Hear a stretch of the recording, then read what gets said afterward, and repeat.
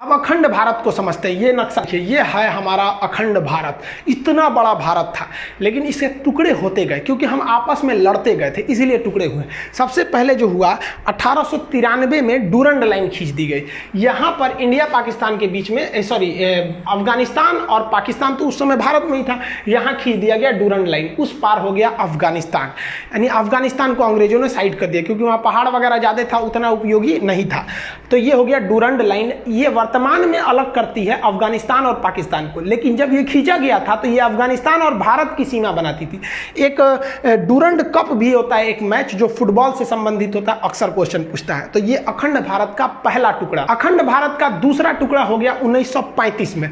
1935 में यहाँ से म्यांमार जो उस समय उसका नाम था बर्मा था, ये अलग हो गया यहाँ से। और इस साइड से ये देखिए, ये पाकिस्तान अलग हो गया। अब पाकिस्तान का विभाजन इस आधार पर हुआ था कि जिधर मुस्लिमों की संख्या ज़्यादा है उसे पाकिस्तान बना दिया जाए। तो इधर भी मुस्लिम ज़्यादा थे, तो ये हो गया पश्चिमी पाकिस्तान और ये हो गया पूर्वी पाकिस्तान, जो आगे जाकर बांग्लादेश हो गया। इस पर एक अलग वीडियो बना दिए हैं, बांग्लादेश कैसे अलग हुआ था। अब बच गया हिंदुस्तान, इतना बढ़िया। अब ये हो गया आपका सीरियल रेड क्लिप रेखा, जो भारत पाकिस्तान को विभाजन करती है। और भारत बांग्लादेश के बीच जो है बॉर्डर, उसे हम लोग जीरो लाइन के नाम से जानते हैं। भारत को जब आज़ादी मिली तो भारत का निर्माण करना इतना आसान नहीं था, और वल्लभ भाई पटेल को कोई ऐसा ही लौह पुरुष नहीं कहता है। ये भारत का नक्शा देखिए, यहाँ जो आप रेड कलर वाला एरिया देख रहे हैं, केवल वहीं पर अंग्रेज शासन करते थे, जबकि पीले वाले एरिया में भारतीय राजाओं का शासन था, जो अंग्रेजों के चमचे बने हुए घूम रहे थे। तो अंग्रेजों के जो चमचे बने के घूम रहे थे, तो उन्हें हम लोग देसी रियासत कहते थे। तो जब देश आज़ाद हुआ तो भारत में कई देसी रियासत थे। तो अंग्रेजों ने कहा कि देखिए भाई साहब, ये जो मेरा ब्रिटिश वाला एरिया है हम तो आपको दे ही देंगे, लेकिन उन्होंने इस पीले वाले क्षेत्र से कहा कि आप या तो पाकिस्तान में मिल जाइए या तो भारत में मिल जाइए। आपका मन तो आप स्वतंत्र राज्य भी बना सकते हैं, एक देश भी बना सकते हैं। तो पाकिस्तान में कुल 13 देसी रियासतों ने विलय कर लिया। इसकी बात छोड़िए, यहाँ पर भारत की बात करते हैं। भारत में जो प्रिंसली स्टेट थे, जो देसी रियासत थे, उनकी संख्या 552 थी। इन 552 राज्यों को मिलाकर एक फेडरेशन बनाना संभव नहीं था, क्योंकि फेडरेशन बनाते तो फिर टूट जाते हैं। इसलिए सरदार पटेल की जिम्मेदारी दी गई कि इसको मिलाकर यूनियन बनाइए। इस काम में 3 लोगों की महत्वपूर्ण भूमिका है। सरदार पटेल, वीपी मेनन उस समय के आईएएस अधिकारी सचिव हुआ करते थे, और माउंटबेटन का भी योगदान है। ये तीनों क्वेश्चन पूछता है। एक बार एग्जाम में पूछा था कि राज्यों के एकीकरण में किसका योगदान था, सरदार पटेल और वीपी मेनन का नाम ही नहीं था, तो उस समय आप लगाएंगे माउंटबेटन को। इन तीनों लोगों की ने मिलकर 552 राज्यों को आपस में मिला दिया। लेकिन 3 राज्य ससुरे बड़ी मनबड़ था सब। अब वो 3 राज्य कौन कौन से, तो भाई एक हैदराबाद। यहाँ देखिए, ये जो देख रहे हैं ना, ये पहले एक स्टेट हुआ करता था हैदराबाद। आज भले एक शहर है, एक स्टेट हुआ करता था। हैदराबाद के राजा का अलग ही डिमांड था, उनको अलग राज्य चाहिए था। अरे भाई साहब, भाई ये अलग देश कहाँ बनाएंगे बिचुआ में से, यहाँ से अलग देश के लिए। लेकिन यहाँ पर अराजकता फैल गई, मारपीट बहुत होने लगा। तो सरदार पटेल ने चारों ओर से पुलिस भेज दिया। चारों ओर से वो आर्मी थी, पुलिस की वर्दी में गई थी, जिसका नाम दिया गया ऑपरेशन पोलो। ऑपरेशन पोलो के तहत हैदराबाद को भारत में मिला दिया गया। इनके स्वतंत्र देश का सपना हमेशा के लिए टूट गया यहाँ पर। तो ये ऑपरेशन पोलो सफल हुआ। दूसरा ये वाला राज्य था जूनागढ़। जूनागढ़ क्या था कि जूनागढ़ की जनसंख्या जो थी, अधिकतर जनसंख्या हिंदू थी, लेकिन वहाँ के राजा जो थे वो मुस्लिम थे। तो जूनागढ़ ने कहा कि नहीं भाई, हम पाकिस्तान में जाना चाहते हैं। अरे भाई साहब, तू यहाँ से पाकिस्तान में कैसे जाएगा।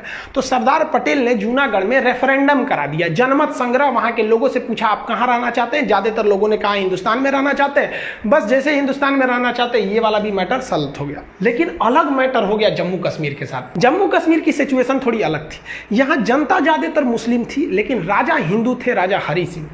और राजा हरि सिंह ने अलग टाइप का डिसीजन ले लिया। उन्होंने कहा कि ना हम भारत में मिलेंगे और ना ही हम पाकिस्तान में मिलेंगे, हम एक अलग देश बनाएंगे। तो अंग्रेजों ने तो खुली छूट दी थी कि भाई जिन्हें अपना देश बनाना है बना लें। तो भारत ने कुछ नहीं किया, और लेकिन पाकिस्तान ने ना वहाँ से दगाबाजी किया।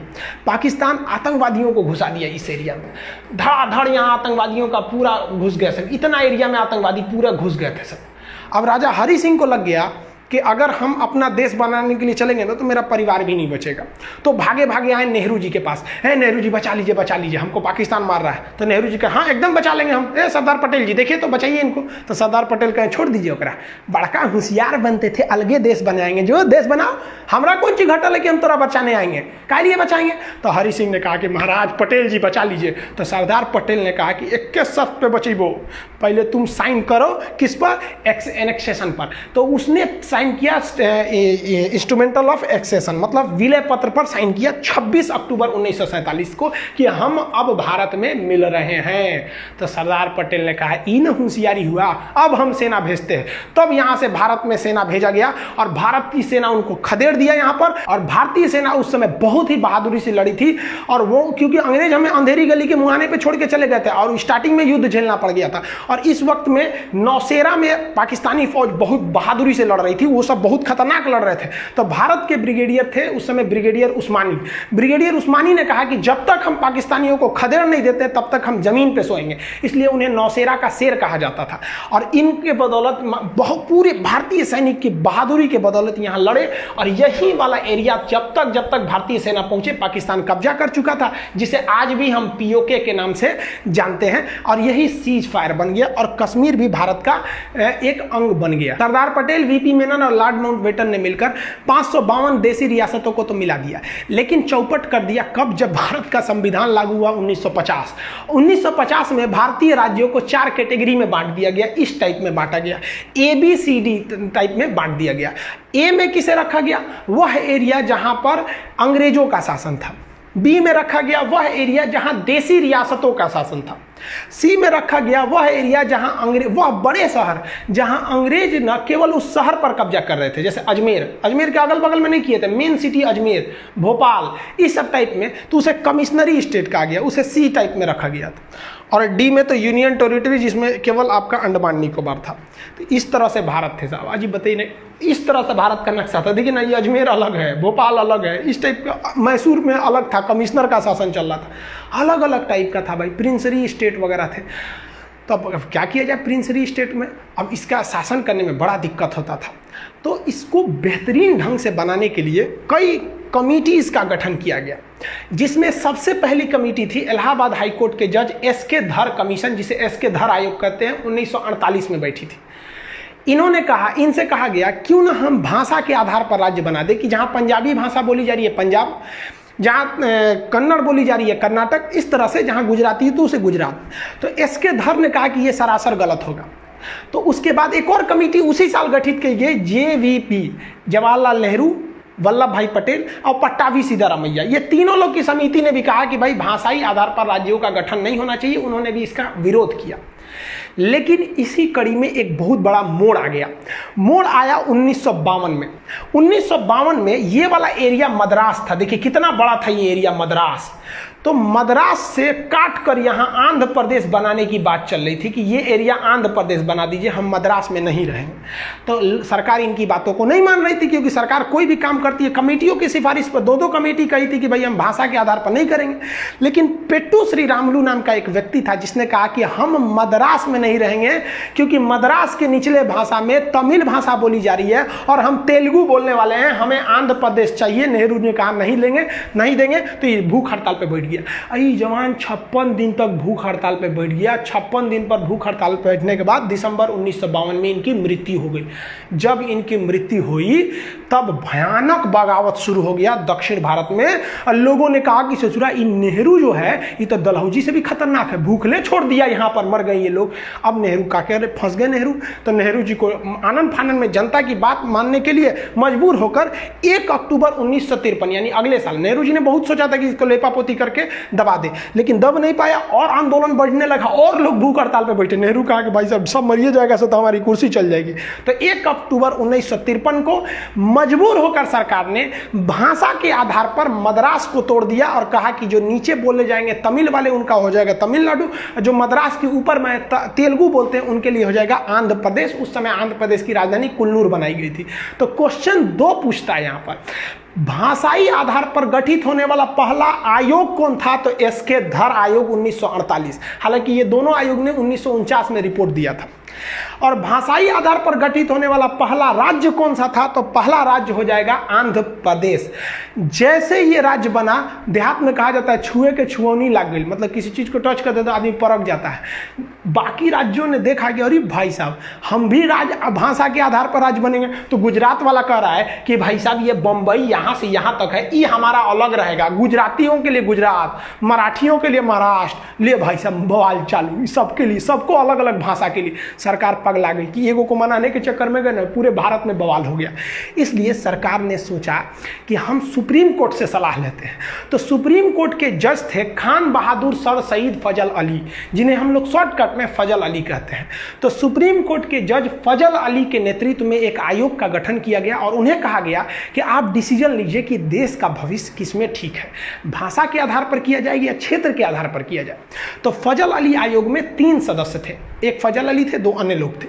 इसका गठन 1953 में हुआ था, लेकिन ये 2 साल बाद रिपोर्ट दिया था, 3 साल बाद 1956 में। याद रखिएगा, गठन 53-56 पूछता है, ज्यादातर रिपोर्ट पूछता है 1956 में। इसने कहा फजल अली आयोग ने कि भाषा के आधार पर राज्यों का गठन कर देना उचित है। गुजरात बोलने वाले गुजरातियों के लिए गुजरात दे दिए, मराठियों के लिए महाराष्ट्र दे दिए। लेकिन ऐसा कानून नहीं होना चाहिए कि जिन्हें गुजराती नहीं आती है वो गुजरात में नहीं रह सकते हैं, जिन्हें मराठी नहीं आती है वो मराठ में नहीं रह सकते। वो सबके लिए रहेगा, यानी कि एक राज्य एक भाषा वाला कानून नहीं होना चाहिए। जो आज महाराष्ट्र के कई लोग ऐसे न्यूज में आ जाता है कि भाई महाराष्ट्र में रहना है तो मराठी बोलना है। हालांकि हम ग्राउंड लेवल पे नहीं जानते, जो ऐसे न्यूज आते हैं उसे हम लोग आपको बता रहे हैं। ऐसा नहीं होना चाहिए, पूरे देश में ऐसा होता भी नहीं। आप दिल्ली जाइए तो हर जगह के लोग रहेंगे। तो फजल अली आयोग ने स्टेट रीऑर्गेनाइजेशन सेटलमेंट कर दिया, राज्य पुनर्गठन कर दिया, और इन्होंने कहा कि इसी आधार पर आप राज्यों को बांटिए भाषा के आधार पर। और इस आधार पर इन्होंने जो बांटा, तो इसकी बात को कोई क्यों मानेगा? फजल अली की बात को हम क्यों मान लें? हमें आज़ादी मिली है, हमने अपने सांसद चुने हैं, संसद में पारित कराइएगा तब ना मानेंगे। तो इसको लागू कराने के लिए संविधान में संशोधन की जरूरत पड़ी। तो 7वां संशोधन 1956 में किया गया और इसी संशोधन के द्वारा फजल अली आयोग की सिफारिशों को मान लिया गया। क्वेश्चन कहेगा फजल अली आयोग की सिफारिशों को मानने के लिए या राज्य पुनर्गठन करने के लिए कौन सा संशोधन किया गया? तो 7वां संशोधन। और इसके आधार पर भाषाई आधार पर राज्यों का गठन किया गया। उस समय 14 राज्य बनाए गए और 6 केंद्र शासित प्रदेश बनाए गए। हम ये बता देंगे कि 6 से केंद्र शासित प्रदेश क्यों बनाए जाते हैं, ये आगे टॉपिक है उसमें बताएंगे।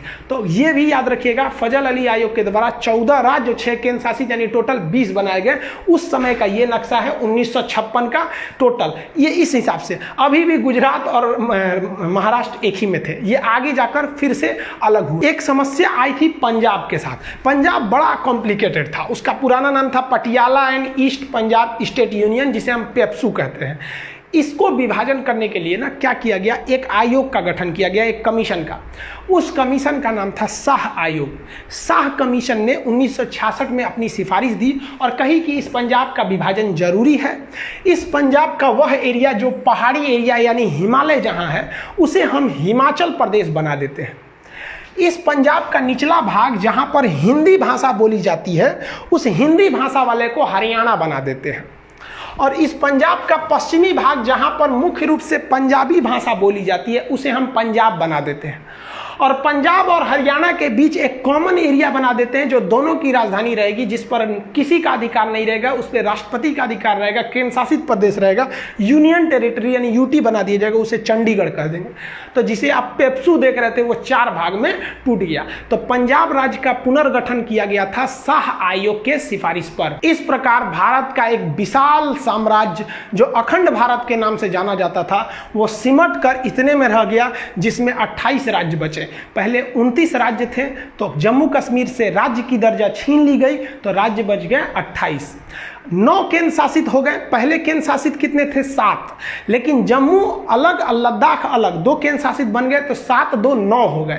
लेकिन एक डिसीजन लिया गया कि दादरा नागर हवेली और दमन दीव, ये 2 अलग अलग हैं, इन्हें एक में केंद्र शासित बना दिया जाएगा। इस प्रकार केंद्र शासित की वर्तमान संख्या 8 हो गई है और स्टेट्स की संख्या अभी 28 है। आप जनरली थोड़ा सा समझिए केंद्र शासित क्यों बनाए जाते हैं। वैसा राज्य जो बहुत छोटा है और उसकी संस्कृति अलग है, है और उसे राष्ट्रीय हित में रखना है, वरना वो अलग भी हो सकते हैं, जैसे अंडमान निकोबार। आप बताइए, अगर यहाँ कोई मुख्यमंत्री का शासन दे देते हैं तो हो सकता है कि विदेशी शक्तियाँ, चाइना इन्हें अपने प्रभाव में मिला के और केंद्र सरकार को दिल्ली में जब तक पता चले यहाँ सेना बुला के इसे अलग कर सकती।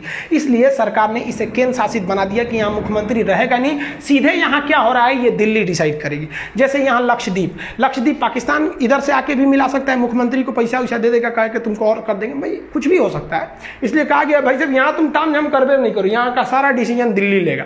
ऐसे ही पाकिस्तान यहाँ पे कर रहा था जम्मू कश्मीर में, मोदी जी ने कहा कि एक काम करे भाई, तुम राज्य रहबे नहीं करेगा, मुख्यमंत्री वगैरह नहीं रहोगे यहाँ पर। मुख्यमंत्री क्यों बनाए जाते हैं, वहाँ विधानसभा होती है, तो कह दिया भाई यहाँ का सारा शासन दिल्ली देखेगा। और यहाँ पर एक ठो असेंबली बना दी गई जिसमें मुख्यमंत्री, जैसे केंद्र शासित के मुख्यमंत्री के पास ज़्यादा पावर नहीं रहता है, सारा डिसीजन दिल्ली से लिया जाता है। तो राष्ट्रीय महत्व का होनी चाहिए, संस्कृति अलग होनी चाहिए, देश की मुख्य भूमि से दूर होना चाहिए। कई रीजन है जिसे बनाए जाते हैं, इसके लिए संविधान में अलग प्रावधान है।